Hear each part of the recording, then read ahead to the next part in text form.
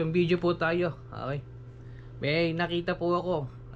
E-bike versus Enforcer. Sa ano po ito nangyari? Macapagal Boulevard. At credit sa owner po ng video. Tayo po ay video reaction lamang. Ito po ay pwede at allowed ng Facebook at YouTube. Ito, panoorin natin. Ayan po. Ayan o.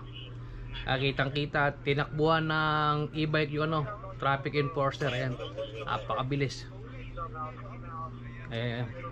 Piniliran yung bus. Ayan. Napakabilis po. Huli no. Para sa GTA lang. Ayan na. Kumanan na. Ayan, kumanan. Ayoko talaga huminto.